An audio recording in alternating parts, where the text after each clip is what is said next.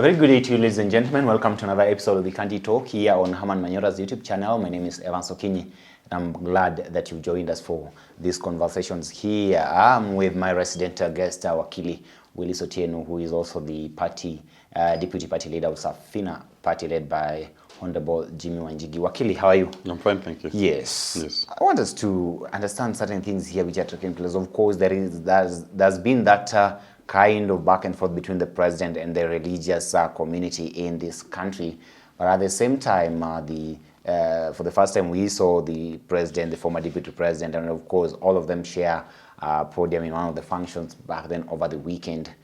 But I also had the statements of the deputy president saying here, look, I was impeached. Has that solved any problem?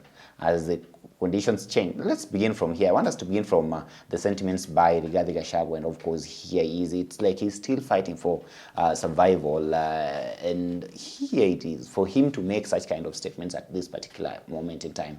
What would you gauge as his tactic right now? Of course, is he planning to come back? Of course, for Rigathi Gachagua, he wants to remain politically relevant. And I said here before, he just came to where the people have been. He should thank his God that he was removed from Kenya Kwanza. Because now we will never blame him for the problems of this nation. Before, he was a number one defender of Ruto's economic failures. Now, after they've kicked him out, he's speaking the language of the people. It's good for him. No one will ever blame him in future that he was part of this mess. That is good for him. But I must say this. When they removed Gachagua, they thought they were going to feed him to the wounds, try to feed him to the people so that the people can say there's action being taken. Maybe now we have a reason to like William Ruto's administration. There's nothing William Ruto will do that Kenyans will like him. Kenyans and William Ruto are done. Even if he builds gold paved roads to everybody's home, they will not believe him because that man lies like Ananias. Okay? But they don't understand even what the issue the people are concerned about. The main issue is the economy. And the economic policies are not geared towards creating a productive sector in the country.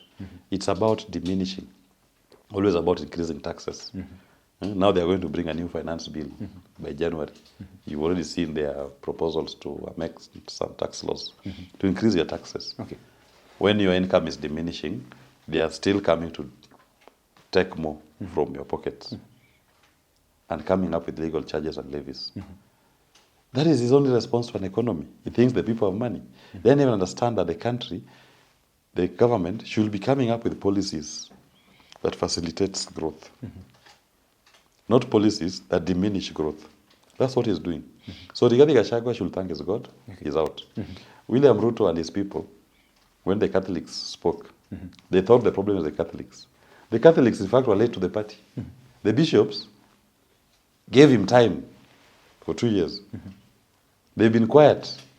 In fact, they've been going to State House on occasions, praying for him to succeed. And Wakili, just before you continue, that actually draws a lot of questions because people are asking, why is it that at that particular moment you are there going to State House and feasting with him, and you were just okay with everything that he was doing, and then at this particular moment you're up in arms against him? No, they gave him time. Could there be something wrong? They gave him time. They were the group that you belong to that give him time. They've given him time. Why do you say I belong to you that You've particular been saying that we should give him time. So the Catholics gave him time. 2 years has passed. And they are seeing the trajectory.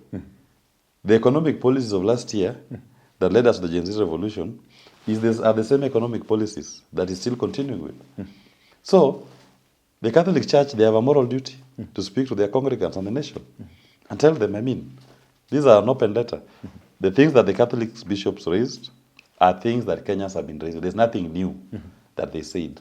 They only brought the forceful voice and the strong voice of the church to give it a religious backing. Because they are the truth. No one can argue with what the Catholic bishop said. That's the true state of the nation. Okay. And then you saw some weak Anglican bishops in Kilifi trying to counter that they should be saying these things privately. When Kenyans are feeling pain of these failures of William Ruto, are they doing it privately? It's being done in broad daylight. So Kenyans are suffering in broad daylight. So why should the conversation about their pain be made privately? And who told him that the Catholics have not been doing that in their private meetings with Ruto? They've done so. But we also need to know what is their position on these issues. Because these issues they're saying are not private issues of William Ruto. These are issues of the people of Kenya, the Republic of Kenya. So you want us to go and discuss the killing of Rex and Denzel in private, when we can all see it's now almost 4 months down the line, not even a single person has been prosecuted. There's no investigations. It's become a cold trail. This thing of massaging politicians' ego by some religious leaders should be called out. Talk to me about religious leaders must remain true to their calling, is to serve God and the people. Okay. This thing where somewhere along the way they thought they should be serving politicians must come to an end. And if they are not careful, the Kenyan people will cancel them. And I'm not saying religion, I'm saying religious leaders. These leaders who are wearing sheep's clothing, that they believe that their service is to politicians and not the people and God. Even God is not happy with them. They'll be punished. Talk to us about the reactionary response from the government side, of course, before that, before the president finally said that he had listened to these people and he would actually do the necessary thing. How did you take the kind of response that we got from the other immaturity side? of Kenya Kwanza, infantile immaturity of Kenya Kwanza politicians, led by Gladys Sholei, Oscar Sudi, Aaron Cheruiyot. Look even at the names. People who are intellectually dense, but not even to attack their intellectual capacities. But I will expect them to have at least a moral consciousness, to understand that the fact that somebody has spoken something you don't like should not call for you to go and insult them on a public platform. Okay? Deal with the issue. It should never be about ad hominem attacks. Remain with the issue that the Catholics have raised. And say, okay, these are issues that concern Kenyans.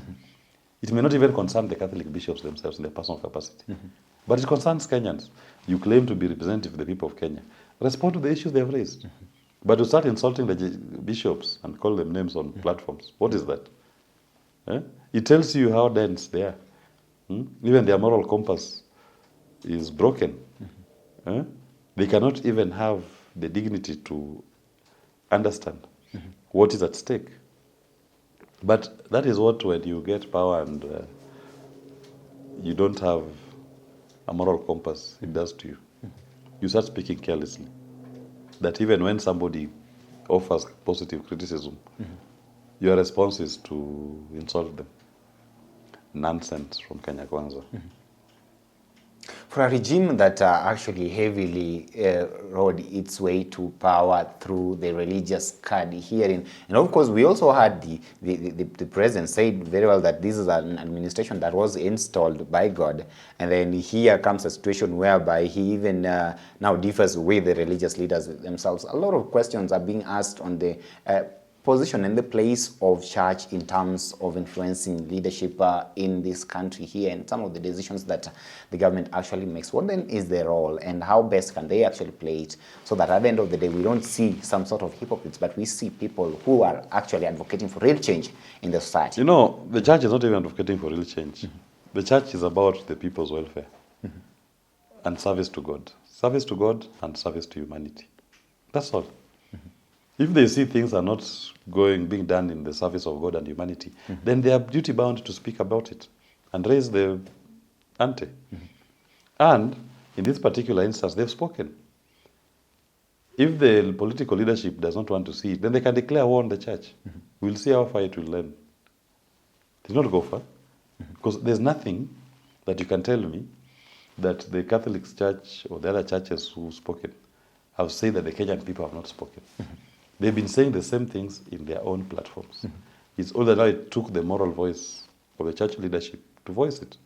And the church, they are dealing with the congregations every day.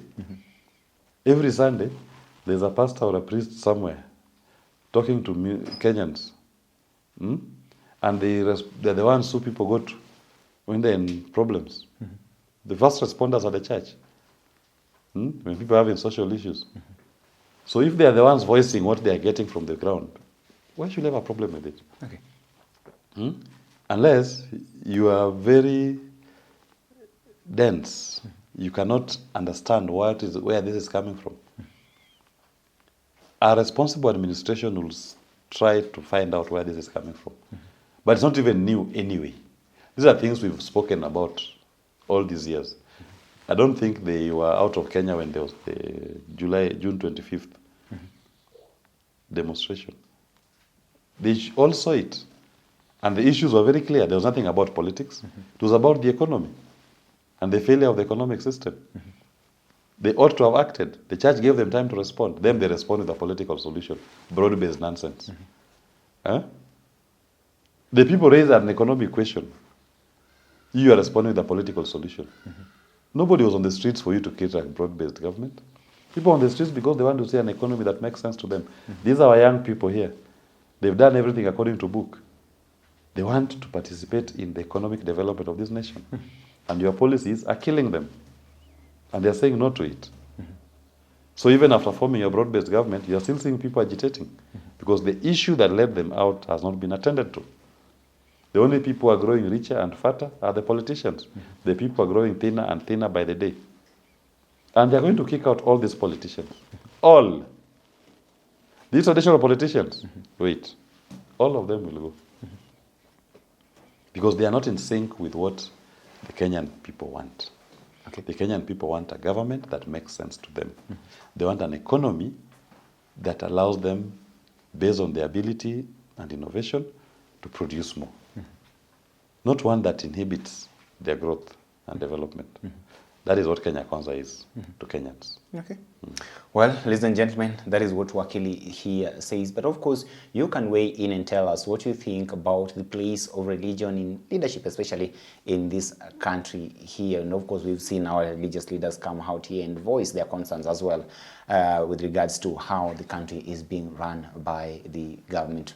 Well, allow me to stop at this particular moment, but of course, be free to weigh in and tell us what you think. If I told you you're watching us for the first time, kindly subscribe to our channel here till we have this conversation again. Have yourself a lovely day.